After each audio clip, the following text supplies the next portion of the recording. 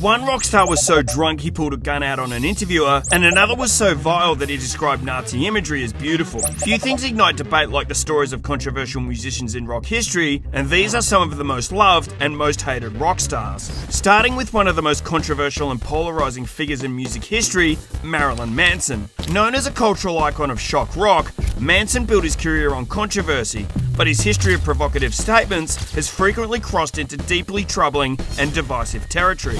If someone's stupid enough to kill themselves because of a song, then that's exactly what they deserve. They weren't contributing anything to society. It's one less effing idiot in the world. Although he was widely adored by young goths and emos the world over, in 2021, actress Evan Rachel Wood publicly accused Manson of grooming, abuse, and manipulation during their relationship, which began when she was 19 and he was 37. Wood detailed harrowing claims of psychological and physical trauma, including being isolated and controlled.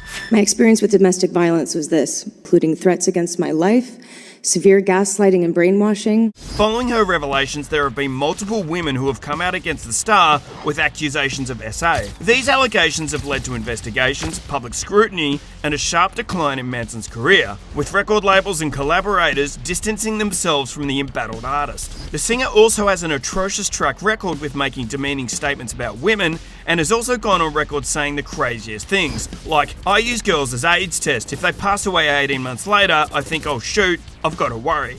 Manson has also made some seriously offensive comments involving race and religion. In his autobiography, The Long Hard Road Out of Hell, he described Nazi imagery as beautiful. Yeah, pretty horrible behaviour. But his behaviour on stage has also made jaws drop the world over for his aggressive approach to dealing with his band members and his audience. Like the time he almost got into a brawl with his guitarist John Five.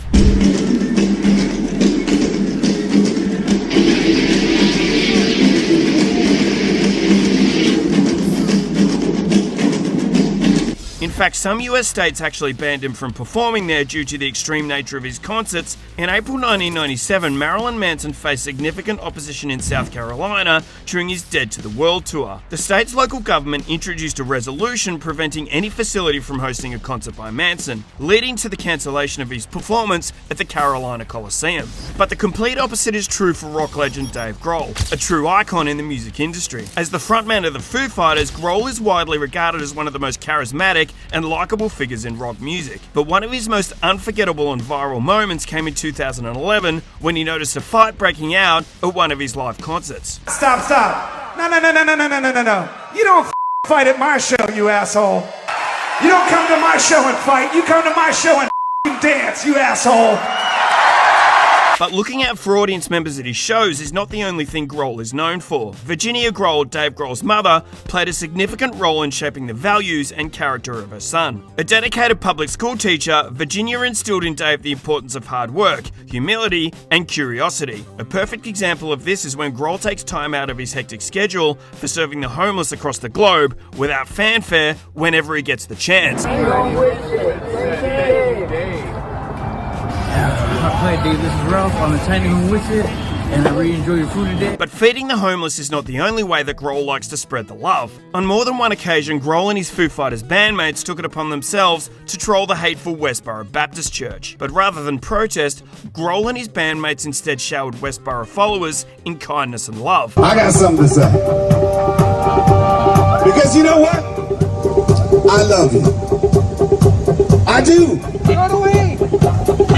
The way I look at it is I love everybody. Of their trolling of the church, Grohl has famously said, "We do it because we feel like we're standing up for what we think is right." But Grohl hasn't always been the darling of the rock world. In 2024, the singer released a social media post that didn't sit well with a lot of his fans around the globe, especially the females. In the controversial post, the singer confessed to sleeping with a woman that was not his wife. "I've recently become the father of a new baby outside my marriage. I plan to be a loving and supportive parent to her. I love my wife and children, and I'm planning on doing everything I can to earn their trust and forgiveness." Another superstar singer that's disappointed his fans on more than one occasion is Southern rap rocker Kid Rock. Despite cultivating an image as a rebellious blue-collar rock star, Kid Rock's upbringing was far from the trailer park persona he often projects. Born Robert James Ritchie, the singer was raised in a wealthy family in Romeo, Michigan. His father, a successful car dealership owner, provided a comfortable lifestyle, including a sprawling estate complete with a 6-acre apple orchard. However, Kid Rock has frequently embraced the trailer park image, and many of his fans have questioned his authenticity. I came out with middle fingers on my first CD.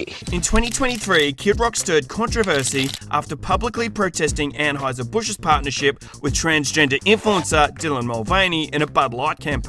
The musician posted a viral video in which he dramatically shot cases of Bud Light with an assault rifle while wearing a MAGA hat. Let me say something to all you and be as clear and concise as possible.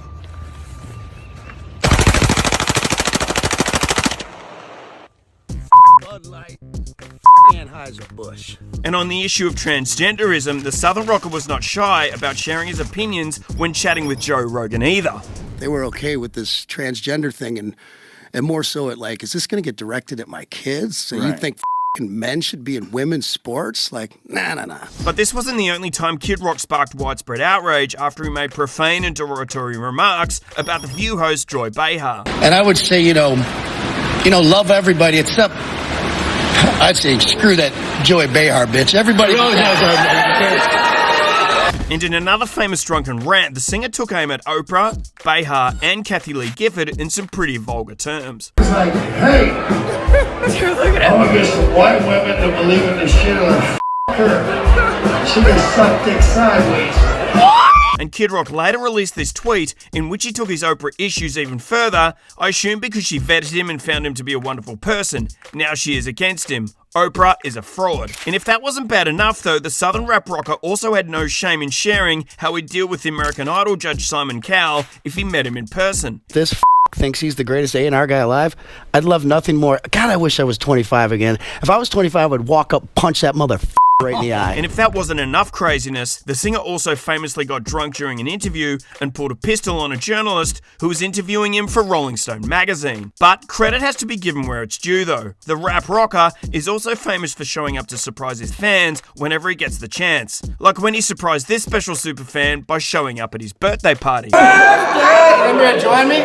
Dear Dan, happy birthday to you.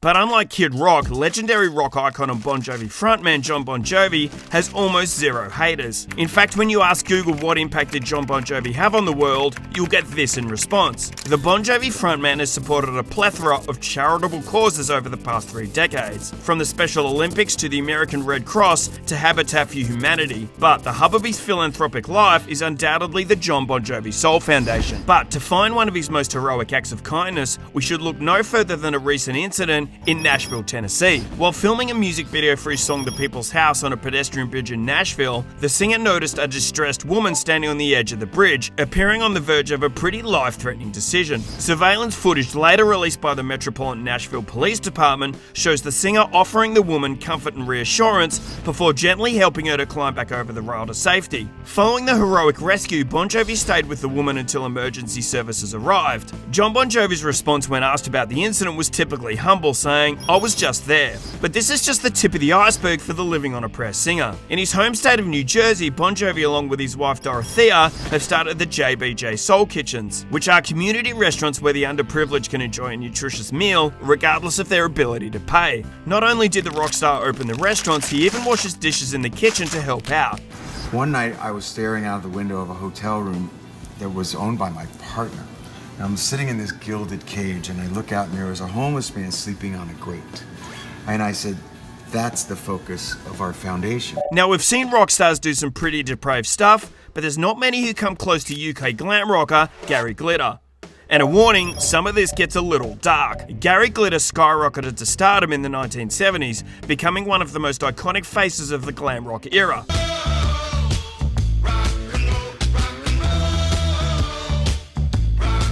With album sales of 20 million around the globe, his concerts drew massive crowds, and his influence on rock music was undeniable. However, Glitter's fall from grace was as dramatic as his rise, and what a lot of people don't know was that he was carrying some pretty dark secrets behind the scenes. In 1997, Gary Glitter's shocking downfall began in the most unexpected of places, a PC World store. Glitter had taken his laptop computer in for repairs one day, but when a technician checked the device, what they found was truly disturbing. The PC World staff uncovered a stash of explicit and disturbing photos of children, and when Glitter turned up to collect the laptop computer the next day, police were there to arrest him. Over the next 10 years, Gary Glitter's legal troubles spiraled into global infamy. After his 1999 conviction in the UK for possessing over 4,000 explicit images, he served 4 months in prison.